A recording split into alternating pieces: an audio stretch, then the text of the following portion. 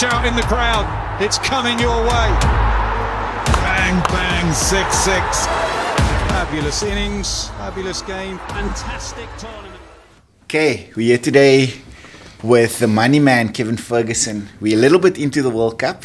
I'd say a tiny bit. Just a tiny bit, but there's still more than enough time for us to talk about where the money can be made at this World Cup.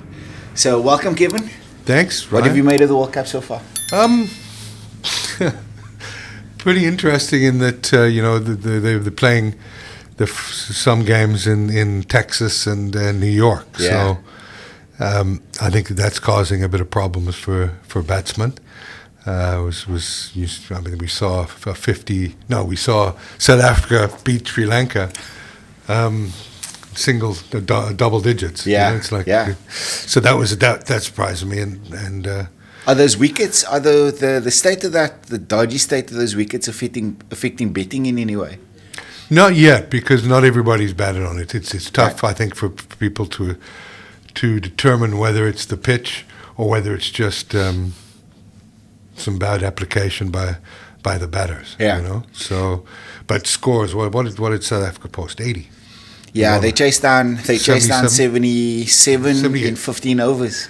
Yeah. So And not with ease. Nah, it's. I'd imagine that those wickets are going to become even harder to bat on, especially in New York, and as that summer sun breaks down on that thing. Yeah, a lot of humidity in New York as well. Yeah, and so I'd imagine that it's going to get a lot harder to bat on, but lots of people are talking about it. So I think it was Sanjay Mandraker yesterday talking about what the options are for the ICC. They were just like, you just got to roll that thing as flat as you can, water it and roll it as flat as you can, try and get the best out of it. Yeah. But yeah, let's see how that goes. I can't imagine that it's not going to affect like predictive kind of patterns for betting and that type of thing. Yeah, so we got 4 groups of 5 with the top 2 going through. Mm-hmm. So they got 4 games there, and then the Super 8s. Yeah, so the Proteas, I mean, that's obviously our focus. The Proteas play 3 of the 4 games in New York. Yeah. So they've got the Netherlands, that bogey side of South Africa at World Cups on Thursday, and then they got Bangladesh, which is not going to be easy on Saturday. No. But I can't see us not making the Super Round, at least. I would be shocked. Yeah. From a betting perspective, yeah. where's the money to be made? Look, I think that you've got India favoured at 3.5 to 1. You've got Australia second. You've got England 6 to 1. Then South Africa at 8. Wow. And you always get double odds on New Zealand, and they always seem to make it. Yeah. So I mean, they're probably one of the more consistent teams in any World Cup.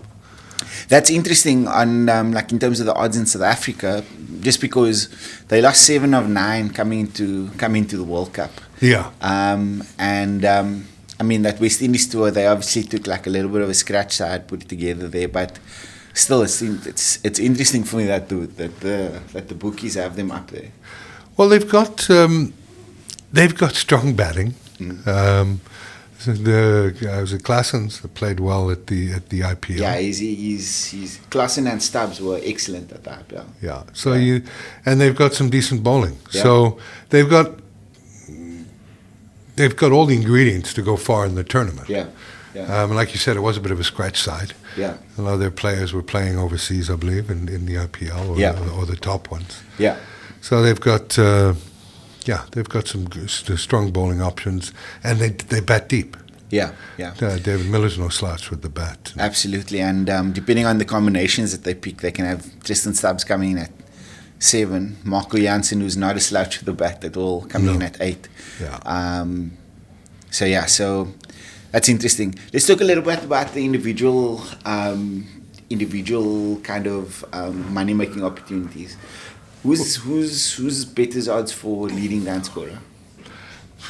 Come on. It's got to be who's Kohli. Right. It's Boz and is Kohli. I mean, the only problem with Kohli is he's playing some games in New York. Yeah. So whether they opening, I think anybody that wins a toss wants to bat second. Right.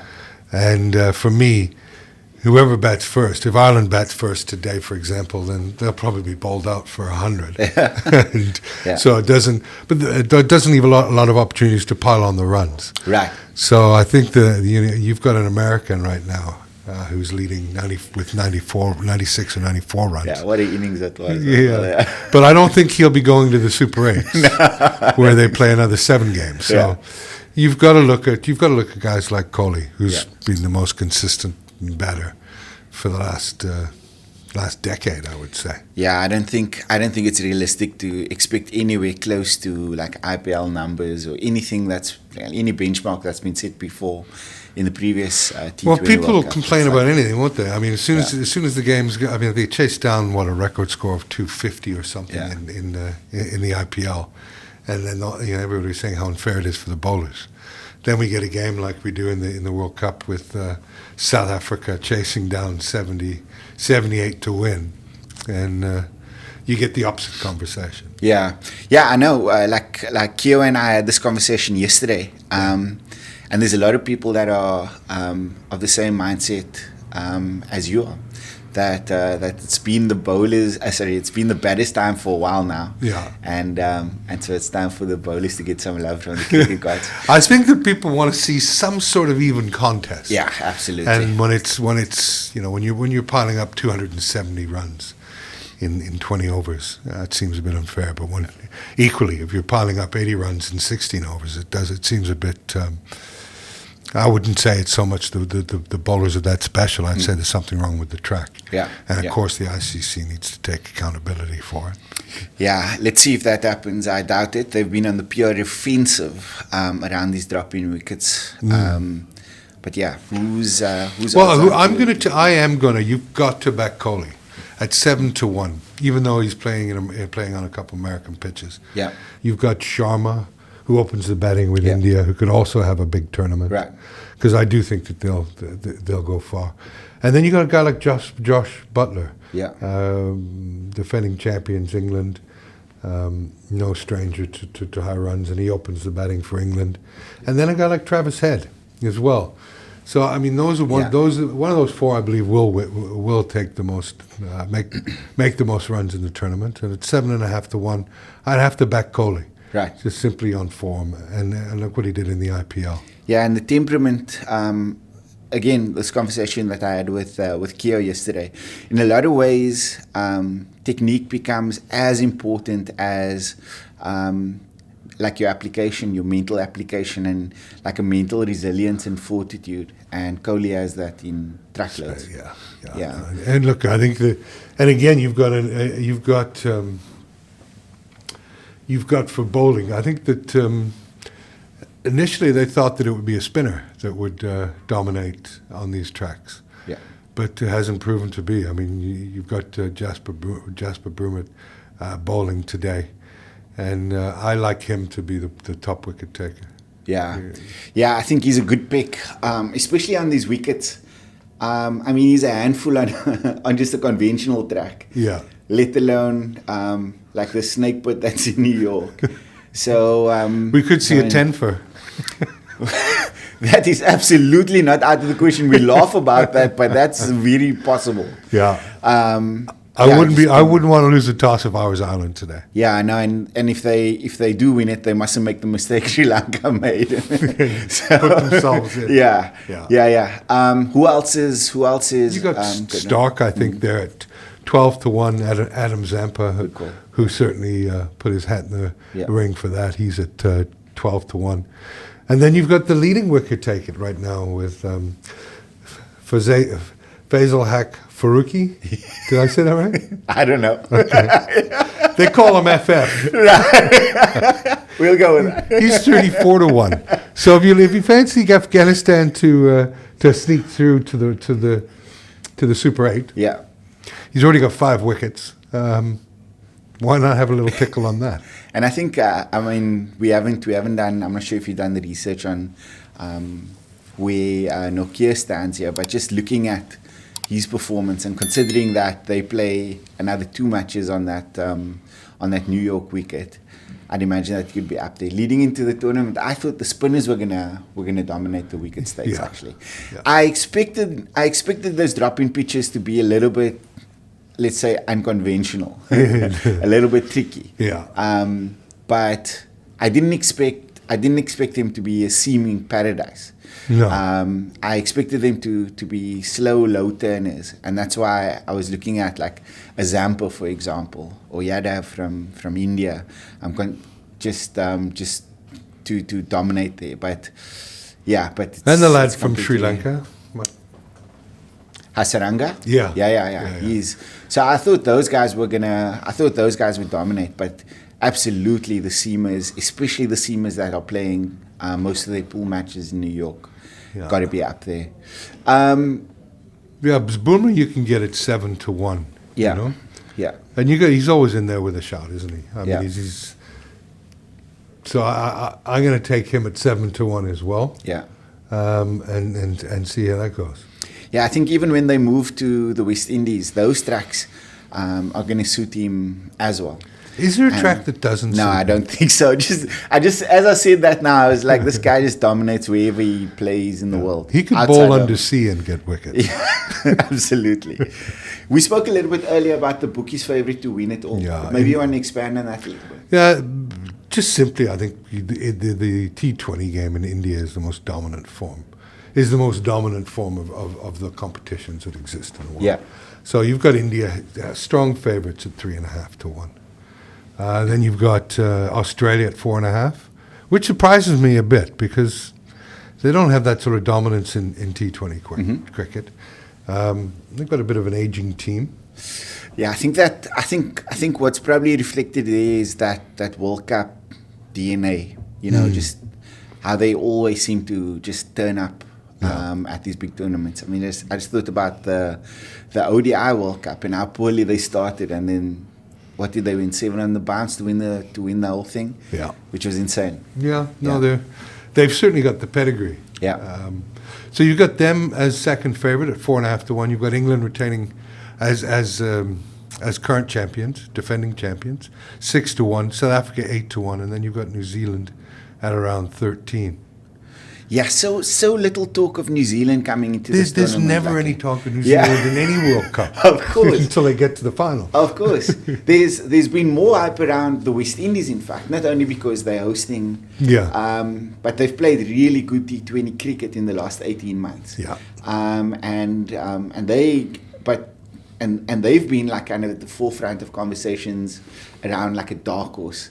But again, like as you say, New Zealand just never ever get any hype at these tournaments, and they so consistently like in the mix. Yep. Um, So I like them at Yeah. I like them at 13-1 to trade out of the market at some stage, because I don't think that they'll win it, but they don't have a bad side. right. You know, they'll certainly make the Super 8s, and Yeah. and I don't even know if it's an upset anymore. T20 is such a anybody can beat anybody on the day. Yeah. You know, the longer formats of the game iron all those inequalities and flukes Yeah. out. So when you're just playing 20 overs, anybody can win. Yeah, especially if you're playing on wickets that are challenging and where the toss is so decisive. Yeah. Let's finish off by speaking about our boys, the Proteas. Yeah. They've got Netherlands on Thursday, and then they've got Bangladesh on Saturday. What's happening from a betting perspective? It's not a bet that I would make. Yeah. Netherlands have beaten us in the last 2 World Cups. They also beat us in I think it was an ODI game, bilateral series a couple of years ago. And that game is always, it shouldn't be hard to call, but it has become so. I don't know, I just think there's a mental block around these. Yeah, and Holland didn't look good. Didn't set the world on light winning yesterday. Yeah, But look, South Africa shouldn't have any issues with Holland. yeah. You know, that baggage is a little old to keep carrying around. You know, It's not that old. They lost to them in the World Cup last year. that was But I hear what you're saying. Like there should be no contest. There No. should be no contest. Particularly and this is why I say the toss is so decisive. If we win the toss against Netherlands on Thursday, I mean, you got to stick them in. You got to stick them in and then just. And that bite game's the in New bullet York as well, right? Yeah. Yeah. Yeah. Of course, and they'll do exactly the same. Absolutely. And then what's a good score to defend? Man. Well, we'll know a bit more today and see how see how the pitch is settling. If it is, if they've rolled the living shit out of it. Yeah. Who knows? Coming into the World Cup, I was saying that 160 is a winning score, 140 is defendable. But I've had to reassess that view now because I think 140 is a winning score and 120 is very defendable. On that pitch? On that pitch, yeah. And I think between the elite sides, I said to Keo yesterday, the Sri Lanka result, in a lot of ways, doesn't really show us where the Proteas are. I think the Netherlands will test us in ways that Sri Lanka wouldn't. I'm not saying they're a better side than Sri Lanka, but their seamers are more conventional, high arm action, up and down, and they'll hit that hard length. Whereas the Sri Lankan seamers are very Malinga-like, and you don't really extract the best of the wicket that way. Do you know what I found funny about I think it was one of the games, maybe it was yesterday's game, where the one guy got hit right in the nuts. And there was a female commentator. They both Aiden marked him in the old meat and veg, yeah. That's gotta hurt. Yeah. That's where there's just a disconnect for me. Yeah. So South Africa will go in as strong favorites for sure. Cool. But cool. As long as they win the toss and get to put the Dutch in, they should win. Yeah. Look, this is the first in what I hope is a series, and we'll develop this as we go on, and so I'm looking forward to how the tournament develops, and to getting to the back end of the tournament in the super round where we've gotten rid of the Papua New Guineas and the Omans and the Canadas and the Namibias, and then we can start. Could the States cause an upset? Well, I mean, who are you picking to win it? I'm picking. So I think Australia will win. So I said yesterday, my top four are Australia, India, England, and the West Indies. Yeah. And I think Australia will win it all. You don't rate South Africa's chance of a semi-final? Yeah, so much needs to happen for South Africa to make a semi-final. So I don't think that they're better as a collective from a like a skills, mentality, tactical IQ perspective when compared to the four that I've mentioned. And so what I think needs to happen is in the super round, they need to put like two of those sides away comprehensively. For me to start thinking like, okay, this is not just another situation where hope, you get on board, hope rises and then the inevitable happens. I just think those four sides are ahead of them. Look, I can't blame any South African for being a bit disillusioned with the Proteas. You know, jaded, scarred, whatever you want to describe it as. Every worse word you can think of. When it comes to the Malays in South African cricket, there's not much hope. But they don't have a bad team, you know? They absolutely don't have a bad team. And again, I didn't expect the conditions to suit them as much as they do. And so, I mean, we'll have to see when we get to the West Indies what type of cricket we're playing then. The wickets will all be better. They'll be slower. It was a big lower. win against Sri Lanka because obviously two teams are going to qualify to the next round. Yeah. So beating Sri Lanka, even if you lose to Bangladesh or the Netherlands, definitely not Nepal. This is a World Cup after all, and these are the Proteas. No, I can't see that happening. So that was actually a solid win. Yeah. Yeah, I mean, if you lose that first pool game, you're under pressure. You're under massive pressure. Then. Yeah. I mean, England, even with a no result, England find themselves under pressure now because Scotland's a game they would have expected to win quite comfortably. Yeah. And that first pool game is so critical. There's just Well, to get a draw against Scotland is not something they budgeted for. You know. Absolutely not. And June is usually not a bad month in the West Indies for weather. Very little showers, temperatures between 80 and 90 degrees.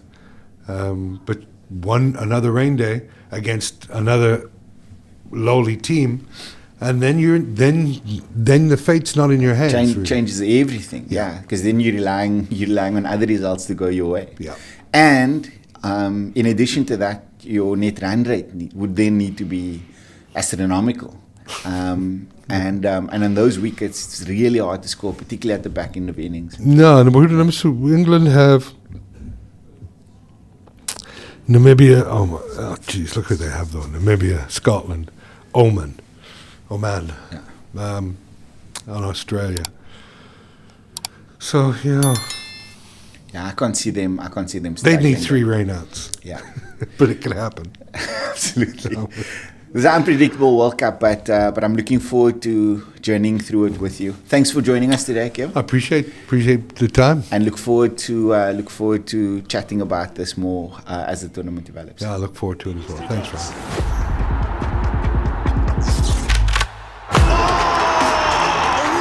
Six.